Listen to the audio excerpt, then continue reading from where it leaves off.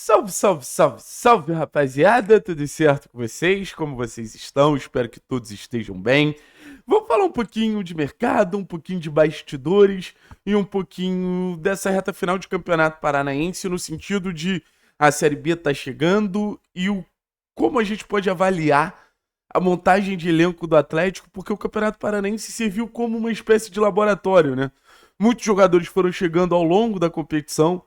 Vários jogadores foram se afirmando ao longo da competição. E agora eu acho que a gente pode dizer que a gente está muito perto de ter um elenco fechado e a gente está muito perto de ter um time titular fechado. Então, como o Atlético chega para essa Série B, chega para essa segunda divisão? Existe o debate, né? O melhor time da história da segunda divisão.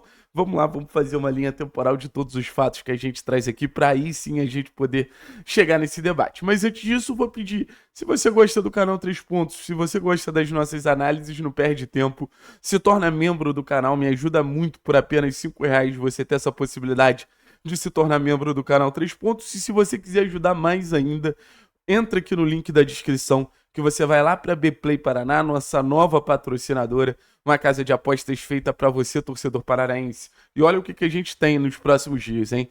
Jogo do Atlético contra o Maringá. A gente tem Brasil e Argentina e Brasil e Colômbia, eliminatórias sul-americanas, eliminatórias europeias, reta final de temporada regular da NBA, então realmente é bastante coisa pra gente ir lá e se divertir com responsabilidade, obviamente, se você for maior de 18 anos. Rapaziada, conversei com algumas pessoas, falei com uma fonte aqui, falei com uma fonte ali. A gente vai trazer bastante bastidores ao longo do dia hoje. Por exemplo, o Rodrigo Possebon vai ter vídeo falando sobre o Rodrigo Possebon, que eu acho que tá na hora da gente conversar um pouquinho sobre o nosso diretor de futebol. Mas eu quero falar sobre Gonzalo Maestriani. E eu acho que eu já me posicionei 1000 vezes sobre Gonzalo Maestriani, sobre o que eu acredito que o Atlético deve fazer com o Gonzalo Maestriani. Mas vai um pouquinho mais pro lado da informação. Agora, o técnico Maurício Barbieri não tem o Gonzalo Maestriani como um atacante dos sonhos. Se dependesse do técnico Maurício Barbieri, eu acho que pelas conversas que eu tive, eu senti que o técnico Maurício Barbieri optaria pela negociação do Maestriani e pela possibilidade de chegar um outro atacante que conversasse um pouco mais com as características que o Barbieri preza ali nos seus jogadores. Mas a partir do momento que o Barbieri entende que a negociação do Maestriani nas condições que a diretoria do Atlético quer é muito difícil de acontecer, que é basicamente o pagamento de 10 milhões de reais, o Barbieri ele muda a chave.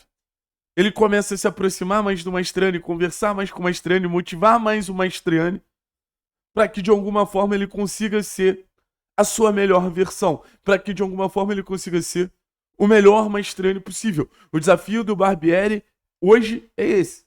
E ele já começou com várias movimentações ali ao longo dos treinos e tudo mais. Daí, declarou claramente que o Maestriani vem treinando bem nas coletivas. Então o Maestriani ele tem um aliado ali para tentar voltar a ser a sua melhor versão possível, que é o técnico Maurício Barbieri. E quando a gente fala, putz, velho, o Maestriani deu mole de discutir com o Barbieri publicamente, é por causa disso. Barbieri em nenhum momento se mostrou um inimigo do Maestriani, muito pelo contrário, sempre se mostrou um parceiro. E agora depende muito do Maestriani. Eu entendo todas as dificuldades que o Maestriani teve até aqui à frente do Atlético. Eu entendo até agora como a inconstância técnica, as lesões fizeram com que o Maestriani não se afirmasse da maneira como a gente imaginava. Entendo 100% isso. Mas a partir de agora só depende do Maestriani ser a peça que falta pro time do Atlético. O Atlético tá louco atrás de um centroavante. O Atlético tá desesperado atrás de um centroavante. E no final das contas, era vaga pro Maestriani assumir e não largar mais. Só que agora ele consegue ficar fora até por um atacante de nível baixo como o Babi ou que não vinha jogando há temporadas com o Kardec. O Maestriani ele tem que entender, a carreira dele pode ter um pós-atlético e um pré-atlético. Mas se ele utiliza esse momento do Atlético que ainda está formatando as últimas peças dessa equipe titular para realmente se justificar, eu acho que o Maestriani está ganhando que o Atlético está ganhando. Não tem muito mistério. Aí você vai para a questão dos laterais. Se eu não me engano, meus amigos da Atlético soltaram que o Zeca é um lateral que interessa ao Atlético, né? Bom nome, tá? O Atlético acerta em ter no seu mapeamento de opções o Zeca. O Zeca é um jogador com um histórico muito positivo de Série B nas últimas temporadas. Eu acho que o Zeca vem sendo aquele jogador que tá ali no limbo, né? Muito bom para a Série B e muito ruim para a Série A. Já que a gente tá na Série B, faz muito sentido. Um lateral com boa capacidade de construção, um lateral com bom posicionamento perante o grupo, sempre se posicionam como um líder. É um nome que eu gosto bastante, assim, pensando especificamente no contexto de Série B. Outro nome que surgiu nas últimas horas, Natan. Ah, Thiago, mas não foi esse Natan que o Atlético teve problema? Foi.